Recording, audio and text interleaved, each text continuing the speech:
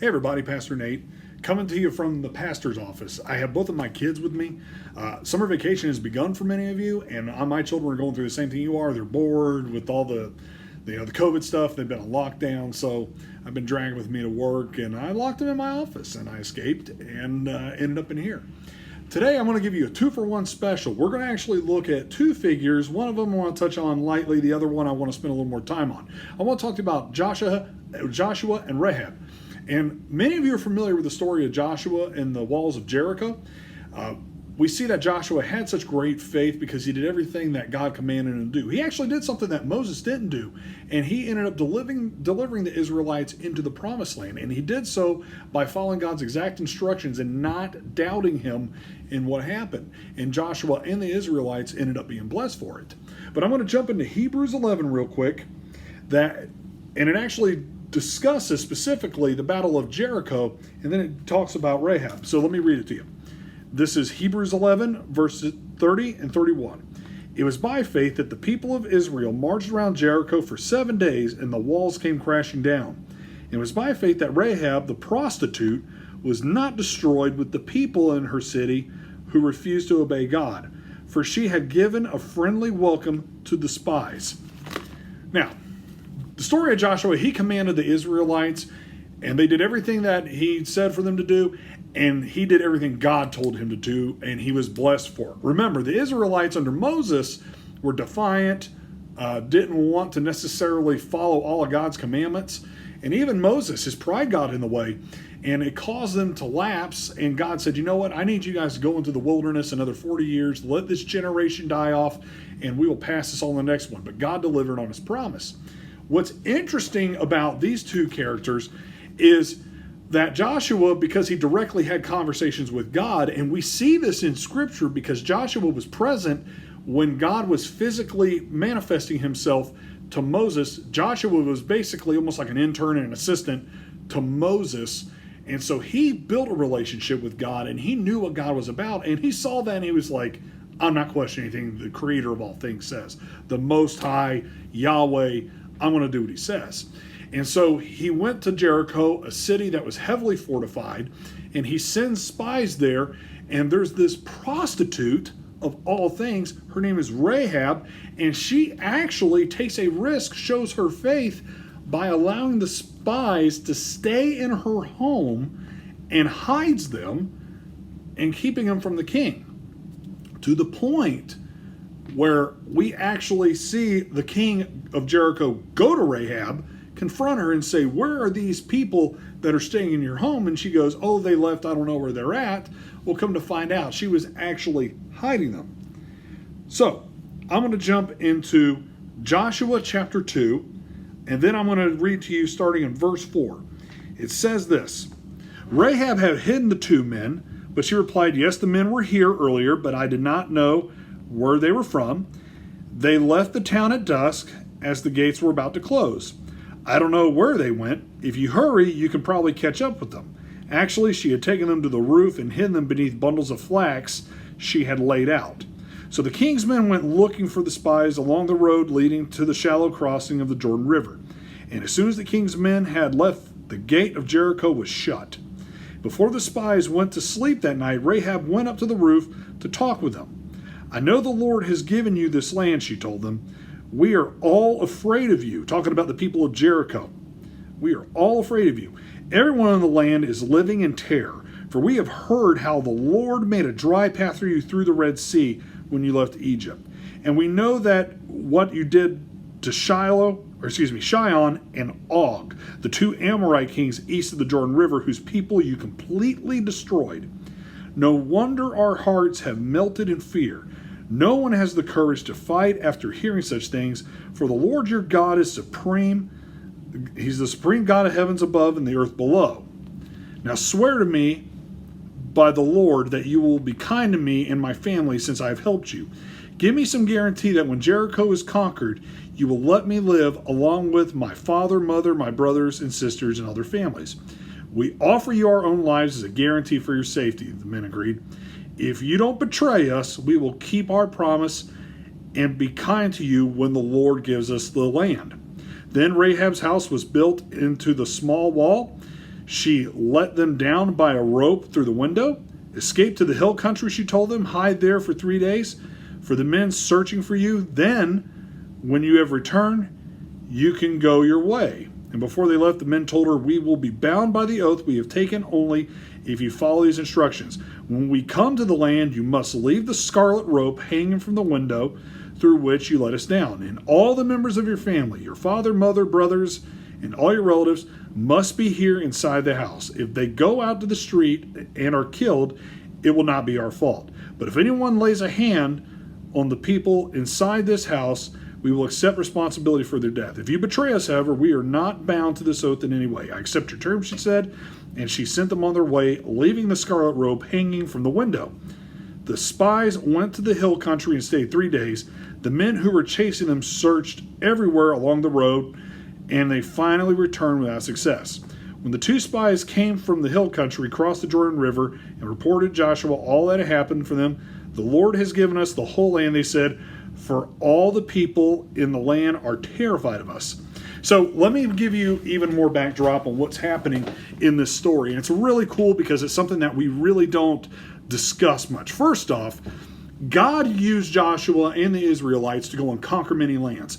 And what was happening is they were taking no prisoners. They were invading these towns, invading these cities, and they were killing everybody. That ended up getting back to Jericho. And Jericho is a fortified city. It has this huge wall around it. It is a mega complex. It is massive. To conquer it is almost impossible because of how fortified it is. Well, they hear about how the Israelites are conquering people and other famous kings and kingdoms. The 2 that they actually talk about are Shion and Og, which many people believe in Jewish history were giants. So we hear about the story of David and Goliath in the future. We hear about Goliath being a giant, but Og is actually a giant himself. So when they hear that these Israelites, these Jewish people, are conquering kingdoms that are led by giants, there is a reputation that is established. And so what ends up happening is Rahab, this prostitute, which, if we can be frank for a minute, prostitute doesn't exactly hold much of a high honor in any society. You know what they're all about. She actually hears that and she says, we keep hearing these stories about your God, Yahweh, the Most High. We keep hearing about him and nobody wants to mess with you.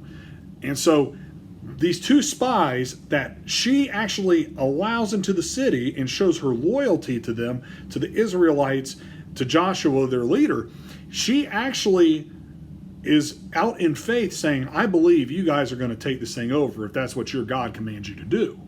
This is a society that has multiple gods. They have idols. They're not worshiping the one true God, but Joshua and the Israelites are. And so she allows those spies to come and evaluate what's going on, and then she even helps them on the way out. She hides them from the king. And so they get a gauge that, hey, not only is God saying we take this thing over, these people are scared of us. We have a mental edge. And so despite the faith of Rahab, who stepped in there and said, I don't know what your God really is about. I just know what he's doing for you, and I want to be on that side. She understands what the winning side looks like. And so we then know that Joshua and his army would come around, they would circle around Jericho, and by simply yelling at the top of their lungs, the walls of Jericho would come tumbling down. Now, we know that Rahab, actually with her family, they make it out. They actually escape Jericho, and they actually would be part of inheriting that land that the Israelites would get. A lot of us right now are in a similar situation. Now, I'm not saying you guys are prostitutes or anything crazy like that, but think about that for a second. Somebody that was at that point in their society understood and took a step out and say, you know what, I'm going to stand for what's right in this. I hear about these great things God was doing. I want to go all in with that. So here's my question to you about your faith. Are you willing to go all out? Are you willing to step out for God and be on the winning side? Here's what's fascinating.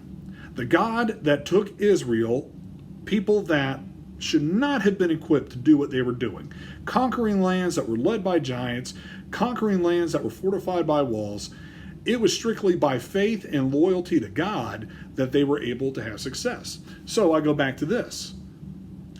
God has already won. If you want to join the winning side, then you need to join God's side. Many of us look at a person like Joshua and we go, well, that makes sense. He was a military leader. He had prestige.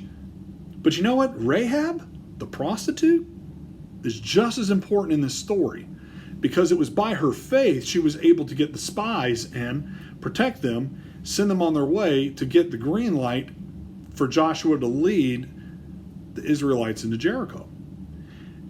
You know, a lot of times we key on one person in these stories and we go, oh, well, you know, look at the faith they had.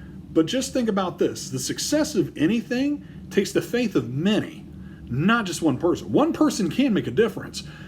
But if it wasn't for Rahab, the prostitute, stepping out on faith and saying, you know what, I want to be loyal to the Most High, the one who's conquering giants, the one who could parts the sea and it creates dry land in the middle of it, and the one who can conquer a fortress like this, I want to be on that side. I just want you to know, God is calling you to be there too.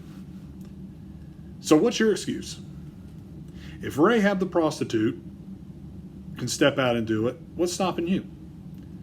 You know, many times we get caught up in what we think others are going to think of us when we make a decision to follow Christ, when really, when you think about it, it's the most important thing we could do.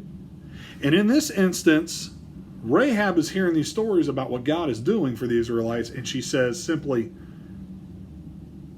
if your God can do half of what I'm hearing he's doing, man, I want to follow that.